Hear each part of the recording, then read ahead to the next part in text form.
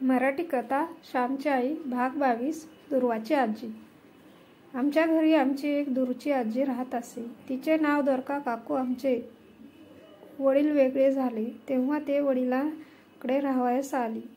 तिचे शेतभात होते, त्याची व्यवस्था वडील बघत। वडिलांवर तिचा लोभ होता म्हणून ती वडिलांकडे राहत असे।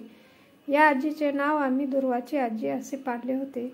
चातुर्मासात बायका देवाला दुर्वाची लाखोली वाहतात, कोणी पारिजाताची लाख फुले वाहतात, कोण बटमोगऱ्याची लाखोली वाहतात, असे चालते। जिला दुर्वाची लाखोली वाहण्याची इच्छा असते ती इतर बायकांना दुर्वा तोडावयास बोलावते व त्यांच्या मदतीने लाखोली पुरी करते।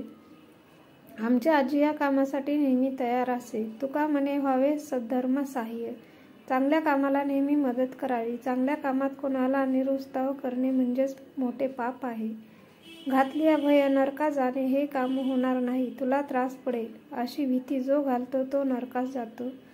सत्कर्म सिद्धी जावे म्हणून सर्वांनी झटावे। आमची आजी कोणीही बाईसाठी दुर्वा खुडायच्या असोत तेथे हजर। आम्हा जरी कोणी विचारले आजी कोठे आहे तर आम्ही सांगावे गेली दुर्वांना।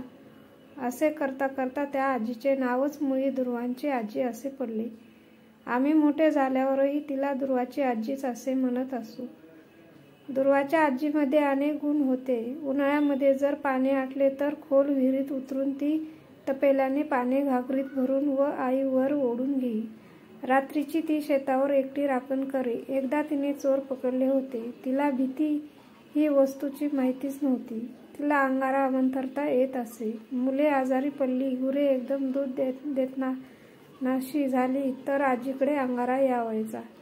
अंगारा जपत असता तिला जर सारख्या जांभया आल्या तर दृष्ट फार वाईट पडली असे ती म्हणे।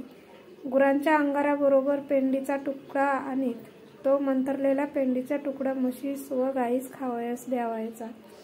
दुर्वाच्या आजीस दुखत असलेल्या भागास तेल चांगले लावता येते असे कोणाच्या पाय वळत असले, पोट दुखत असले, पाळीत कळा येत असल्या तर दुर्वांच्या आजीस तेल लावायस बोलवणे यावायचे। तिने चोळे की गुण यावायचा। तिच्या हातात जणू धनत्वरी होता। माझे डोळे बिघडले होते तेव्हा माझ्या तळपायास रोज गाईचे दूध ती चोळीत असे व भराभर ते जिरवीत असे। दुर्वाच्या आजीजवळ सर्व प्रकारचे बियाणे असावयाचे। तिच्याजवळ एक मोठे नळकांडे होते, त्यात भेंडी, पडवळ, सहस्त्रफळी, दोडका, चिबूड, काकडी, कारते इत्यादी सर्व प्रकारचे बी असावयाचे। सोंगट्यानी किंवा कवड्यांनी खेळण्यात ती पटाईत होती। कवड्यांच्या खेळासाठी खडूने नाट्य सुद्धा ती जमिनीवर किती आखल्यासारखी काढी। रेषा सरळ असावयाच्या। मंगळागौर वगैरे असली की दुर्वांची आजी तेथे असावयाची। मुलामुलींना नाना प्रकारचे खेळ खेळावयास ती लावायची। आगीन पासोड्याचा खेळ तिच्या आवडीचा। या खेळात मुले पांघरुणात लपवायची असतात व दुसऱ्या बाजूकडच्या माणसाने येऊन कोण कोण लपविले आहे त्यांची नावे सांगावयाची। आजी आम्हाला लपवायची। लपणारा मुलगा किंवा मुलगी अंगाने मोठी असल्यास ती सांगावयाची, जरा लहान हो, अगं चोरून घे। लपणारा लहान असला तर त्याला ती सांगे, जरा मोठा हो। हेतू हा की ओळखायला कठीण जावे। हा खेळ मोठा गमतीचा। दुर्वाच्या आजीला देवादिकांची तशीच देवावरची कितीतरी गाणी येत असत। दशावतार, चिंदी, उषाहरण, परिजात किंवा तरी गाणी तिला येत। दुर्वाच्या आजीने घरातले रोजचे काम म्हणजे भाजी चिरण्याचे असे। लहान मुले असली तर ती खेळवायची। हेही काम असे त्या दिवशी आमच्या घरी भाजणी करावयाची होती। भाजणी दळताना जड जाते, आजी हात लावील ह्या भरवशावर आईने भाजणी करण्याचे ठरवले होते। परंतु आजी जरा लहरी होती। आदल्या दिवशी तीच म्हणाली होती, उद्या करू हो भाजणी। परंतु उजाडत आजीला खऱ्यांकडून बोलावणे आले। खऱ्यांकडे आजीचे दूरचे माहेरचे नाते होते। मधून मधून ती त्यांच्याकडे जात असे। बाकी आजी म्हणजे गाव आजी होती। सर्वांकडे तिचा घरोबा व सारे जण तिला बोलवीत असत। खऱ्यांच्या घरी काही पापड घालायचे काम होते म्हणून आजीला तिकडे जेवायला वगैरे व पापड घालण्यास बोलवण्यासाठी तो मनुष्य आला होता। आजीने त्या माणसाला येत्याय तू जा असे सांगून पाठविले। आईला राग आला, आता भाजणी कशी होणार, जाते कशी एकटी ओढणार। आई आजीला म्हणाली, तुम्ही जाणार येथे भाजणी कशी होईल? मी काय पत्कर घेतला आहे की काय तुझा कामाचा? वा वा ग, म्हणे भाजणी कशी होईल? माझ्याने नाही ओढवत जात, समजलीस? आजी मोठ्याने बोलू लागली. आईलाही चेव आला, संतापली. ती म्हणे, ओढवत नाही तुम्हाला, लोकांकडे काम करायला शक्ती आहे. घरी तेवढे हात मोडतात. साऱ्या गावाने चांगले म्हणायला हवे ना. परंतु येथे हात लावतील तर शपथ. येथे काम कराल तर बाटाल जशा. येथे जरा हात लावायला हात दुखतात. येथे घरी आया ग बया ग, परंतु लोकांकडे उभे राहून पोहे कांडाल व कमरेवर हांडे घेऊन पाणी भराल. ढोंग आहे सारे तुमचे. ढोंग हो करणार, लोकांकडे काम करणार. तू कोण ग मला बोलणार? मी का तुझ्या घरचे खाते आहे? माझे शेत आहे, तू मला यशोदे आहे असे बोलत जाऊ नकोस. हे माझ्या कामा येणार नाही. म्हणे लोकांकडे काम करतात. तुम्हाला असतील लोक, मला नाही कुणी लोक. जशी तुम्ही तशीच खऱ्यांकडची ही ढोंगी. ढोंगी कोणाला ग म्हणतेस ढोंगी? असले नव्हते बाई कधीच कोणाचे ऐकून घेतले बोलणे. फारच शेपारलीस तू. आजी भांडू लागली. मग काल कशाला सांगितलं उद्या भाजणी म्हणून? मी तयारी केली जाते, धुवून ठेवले, परंतु आयत्या वेळी तुमचा पाय आपला तिसरीकडे. दुसऱ्याला तोंडघशी पाडता येते तुम्हाला. आम्ही मेले मरमर करावे तर तुम्ही जरा हातही लावू नये का? आई म्हणाली, मी का हात लावित नाही? शर्त आहे बाई तुझ्या बोलण्याची. नाही जात खऱ्यांकडे? हो, तुझ्या डोळ्यात खुपत असेल तर नाही जात. जगाने चांगले म्हणावे म्हणून मी हपापले होय. बाई तू चांगले म्हण. मित्रांनो, पुष्कळ लोकांचे असे स्वभाव असतात की ते घराबाहेर फार साळसूद असतात. दुसऱ्यांकडे ते चार धंदे करतील, परंतु घरी इकडची काळी तिकडे करावायचे नाहीत. लोकांच्या स्तुतीला, बाहेरच्या जगाची स्तुतीला मनुष्य लालचावलेला असतो. घरच्यांना तळमळत ठेवून तो बाहेरच्यांचे दुवे घेण्यासाठी जात असतो.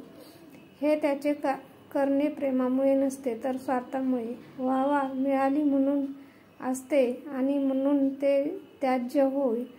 माझ्या आईच्या म्हणण्यात बरीच अतिशयोक्ती असली तरी त्यात थोडे तथ्यही होते. आई व आजी यांची भांडणे अशी नेहमी होत असत. ते काही नवीन नव्हते, परंतु त्यांचे भांडण फार वेळ टिकत नसे. मध्येच आलेले ते वादळ असे परस्परांच्या मनात जमलेले विष ओकून बाहेर पडे. घाण बाहेर निघून जाई व पुन्हा मन स्वच्छ होत. वादळ येते जे शांत होण्यासाठी येते. रोग येतात ते शरीरातील घाण जाळण्यासाठी येतात व मरण येते ते पुन्हा जीवनरस देण्यासाठी येतात. माझी आई शांत झाली, बोलेनाशी झाली. आजीचे थोडा वेळ सुरूच होते. मधून मधून लोकांकडे म्हणे काम करतात. माझे हात, मी वाटेल ते काम करे. तू कोण माझ्यावर लादणार सक्ती करणार? तुला का माझा हेवा? मला लोक बोलतात तर तुला का मत्सर? आईचे तोंड बंद झाले म्हणून आजीचेही बंद झाले. थोड्या वेळाने आई आजीजवळ गेली व म्हणाली, मी चुकले हो. बोलू नये ते बोलल्या. तुम्हाला मी कोण बोलणार? तुम्ही किती मोठ्या. परंतु अलीकडे या साऱ्या दगदगीने, काळजीने व दुःखाने मी अगदीच वेंगुले आहे. मला नाही राहवत मग सुमार भान, जणू मी विसरते. मी मग कोणाला बोलते याची शुद्धही मला राहत नाही. मेले असले जगून तरी काय करायचे? चुकले हो. जगून काय करायचे असले? अभद्र काय ग बोलतेस? तुझी पोरे बाळे आहेत अजून लहान. तू नाही जगलीस तर त्यांचे कोण करील? पुष्कळ जगमुळा बाळांचे लग्न होऊ देत, सुना घरात येऊ देत. वेडे विद्रे नको बाई मनात आणू. अगं तू बोललीस म्हणजे मलाही जोर येतो. मागाहून वाईट वाटते. आजी म्हणाली, तुम्ही जा खऱ्यांकडे. येत्या म्हणून कळविले आहे तुम्ही तर जा. भाजणी उद्या होईल. तसेच जाते धुतलेले ठेवील म्हणजे झाले. वरती दुसरे काही दळे नाही की झाले. तुम्हाला आज चहा देते करून, म्हणजे दम नाही लागणार. आज गारवा आहे बाहेर फार. आई गोड बोलली.